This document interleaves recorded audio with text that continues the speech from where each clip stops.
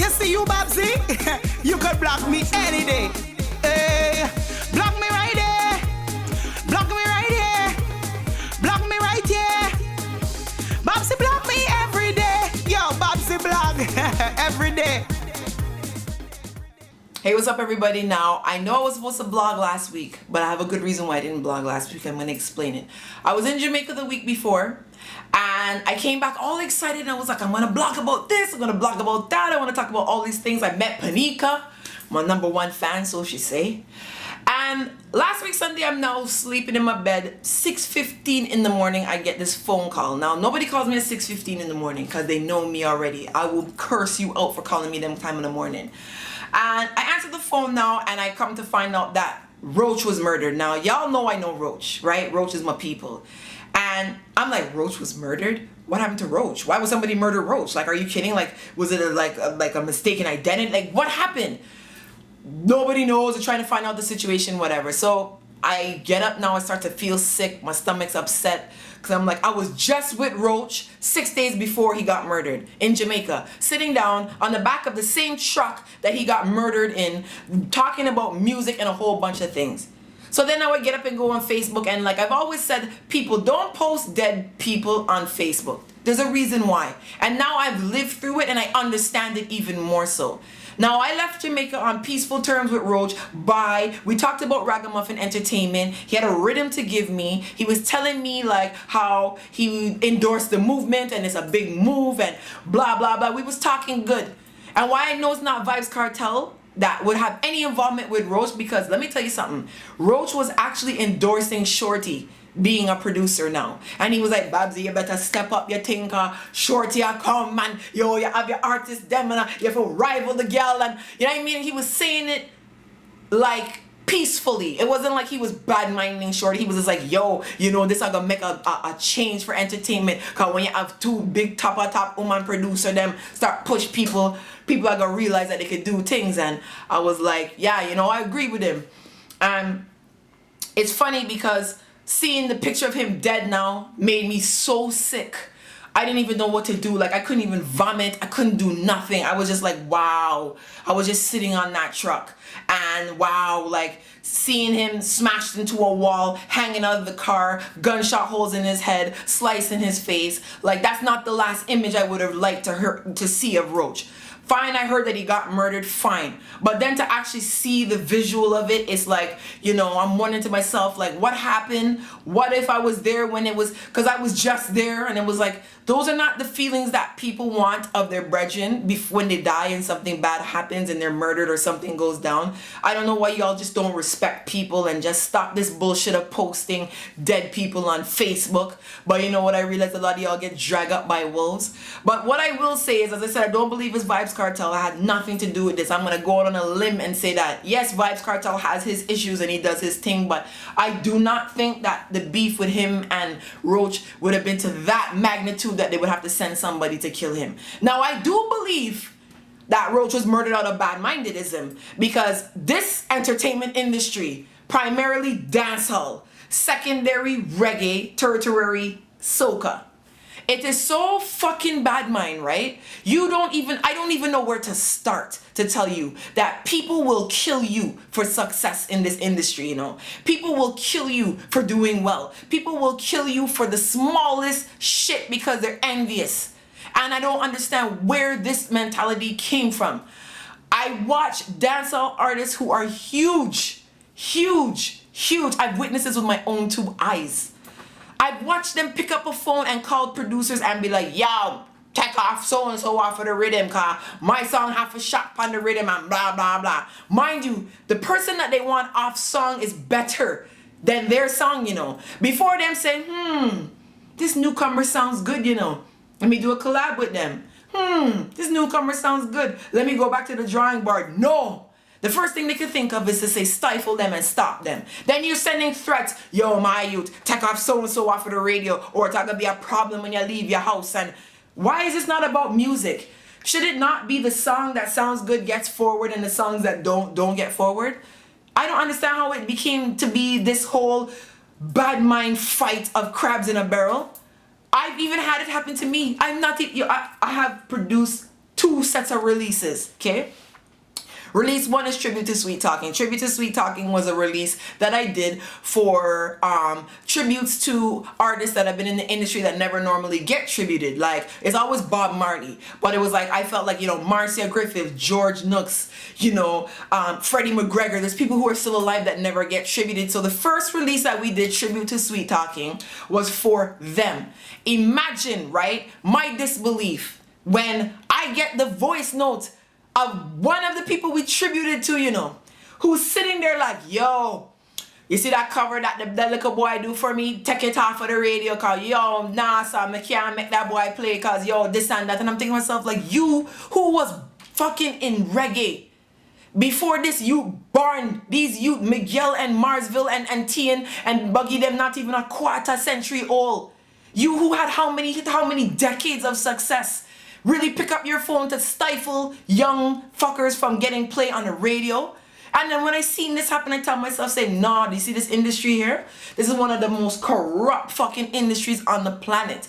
And then I have to turn around and make release number 2. Same thing. People are complaining, oh, well, you know, he sounds real good on this cover. You know it's gonna be a problem. Why? Why is it a problem? Because somebody has a God-given talent and they're using it. Why should somebody not sing reggae because somebody who's 60 years old sang before and they fucking are bad mind games youths? This is not how this is supposed to work. This is not how our culture is supposed to live on. How are we supposed to live on with our culture if all you're doing is trying to stifle and bad mind against people coming into the industry? I don't understand it. I look at soca, same shit. Back in the day, you used to have these big blockbuster shows. You know what I mean? Bungie, Benjai, Destra, Rupi, Allison, all of them under one roof. You can't get that now because these people won't go on a stage with one another. No, I'm not going on a stage with so-and-so. No, I don't perform with so-and-so, so-and-so. Oh, yeah, blah, blah. Oh, I'm not using Digicel because Digicel using Kes and a lot of fuckery. You all need to grow up, you know, because it's you who are really damaging our entire fucking society. You want to know why? Because for some godly reason, these people in society look up to you fuckers in entertainment, you know. Them freak out over you, them think that you guys are amazing people. And it hurts my soul to know that many of you are demons in real life, you know. And I tell myself, every day I get on my fan page and I preach, I say, women, stay away from these artists. People do not idolize these people, you know, they're fucking demonic, rascal people running around that know how to put a pen and paper and make a song. Stop letting them twist up one of fucking minds. And it's like either the people change or the people leading change. One or the other, but I don't know what to say anymore. I'm just astonished that my brethren Roach is dead. Rest in peace. As I said to you, when I told him about Ragamuffin Entertainment, he sent me a rhythm first off. It was like, voice them on here. Voice them on this one. Put them here. He's one of the first people to stand fully behind me. And you know what? He never talked about pussy and dick or nothing, because you see, as a woman in this industry, 90% of these women you see running around on stage and performing it and give away enough fucking crutch to get where them is, you know. I can tell you that I don't care who curse me, it is fucking reality. I know who enough of you fuck to get on stage and ting. So when you see me not emceeing an event and whatever, don't feel like can't get on the people's show, you know. I don't want to get on their show because I'm not giving away my back and my ass to get there.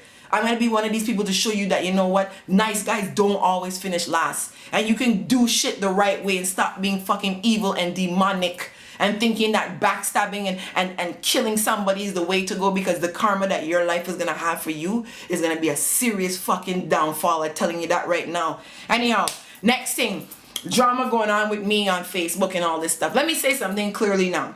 Dear Babbzy, and Babbzy After Dark has had to split right now. So, dearbabbzy.com, babbzyafterdark.com. Babbzy After Dark is launching back October the 4th. There's a chat room right now that's in there, a group that's closed. If you are weak at heart, do not go in the people chat room and bother the people. I can't deal with it right now. I'm so serious. If you want to go in there, have your fun and talk about whatever, it's a sexual room, go in there. If you're not ready for that, do not go in there. That's all I'm going to tell you. Next thing, for those of you who keep coming to me and telling me you tried to post my video in some so-and-so chat page and chat whatever, and you can't because they don't want it, I don't fucking care. Let me tell you something. There's no Beijing page on Facebook with more fans than me except Beijing Tube.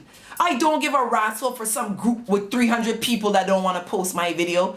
I got how much websites that's post my videos. You think I care about some little fucking bad-minded group on Facebook? Please, people, my mind is all up here. Stop dragging me down in bullshit. If there's people that don't like me, I don't fucking like them neither. It's simple. It's nothing to discuss. I don't care. I'm not gonna cry. I'm not gonna make noise. Fuck them. I don't give a rat's hole. My thing trotting forward. I get 6 million hits a week on Dear Babbzy. I can argue with somebody in a group that got 500 people in it. Fuck off. Lastly, my boy Shirley Stewart. Now I want to talk about Shirley Stewart because I'm really finding that I feel like he's being left out as a Bajan artist because he doesn't sing soca. He sings love music. And Shirley Stewart came out with Walk Away from Love, however you want to call it, in 1984. And I'm going to tell you right now, I've been in white people events and this song plays. I've been in every type of party from Dominican to Guyanese. Shirley Stewart is a man and he's from Barbados and he's not given the respect he should be given. And it should not take me, who was born the same time when the man put out the song, to have to come up here and say, yo, Bajans, recognize this man. I'm telling you, because his song is so big. The only song that could probably ever compete with that out of Barbados is Tempted to Touch by Rupee or Roll It Gal by Allison Hines. Other than that, this man's music plays everywhere. And they'll have Independence Day events and they don't invite him. They don't book him to perform. And he's one of the nicest people walking around on this planet. I'm going to vouch for him and I don't vouch for nobody. And Shirley Stewart is one of the most decent people and his son Corey Stewart is back him fully. He has their new songs are on iTunes. If you type in Shirley Stewart on iTunes, you can find him. Bajans, recognize the people that really doing shit for you, you know. Because I feel like you guys like a lot of cunt and push forward people that can't help you, you know. Shirley Stewart is somebody that needs to be recognized. Let me do my birthday shout outs quickly. Regina World, happy birthday. I won't call you other name, okay?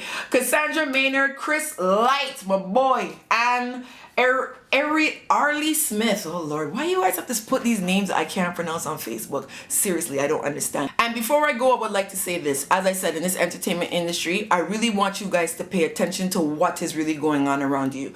I've watched Tommy Lee get pushed forward because these people want to stifle other artists. And it's not about who's talented and who's not talented, you know. It's about who's bullying who and who's his friends with who and who knows who and all kinds of bullshit. I watch people like Maximus Dan. Maximus Dan is one of the most talented soca artists on this planet.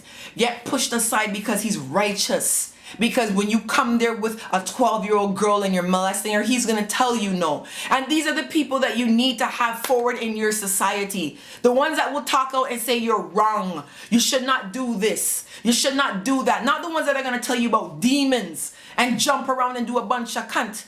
Because the same shit that's happened to me in Barbados, but they can't stop me. Then push forward other bloggers and they want them here and there because they don't want me there. Why? Because I'm going to say something to you when you're there with a 15-year-old girl breeding. And I'm going to be like, is that your daughter or is that your woman? What's going on?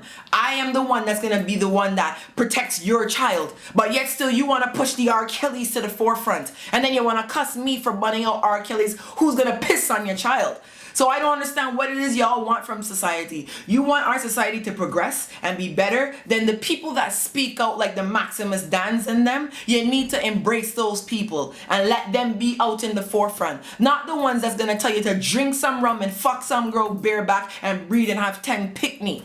The ones that send you the right message, you're supposed to listen to them. And the ones that telling you cunt, you're supposed to tell them to fuck off. Anyhow, big hard rascal dub plate in your crutch. You feel I frightened for some chat room with 500 Bajans. Listen to this dub and come chat to me when you're ready. I'm gone.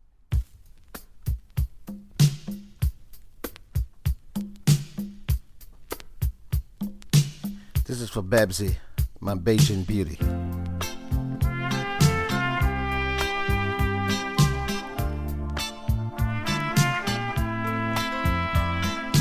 Shirley Stewart on the microphone. From the island of Barbados. Classic.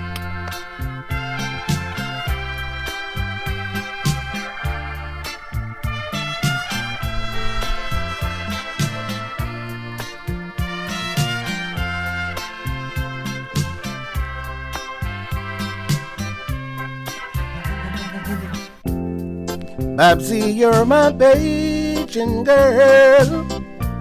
You're blogging all the time to folks from all around the world. Babbzy, you are fine. Maybe it's me, maybe it's them. I'll always be your friend.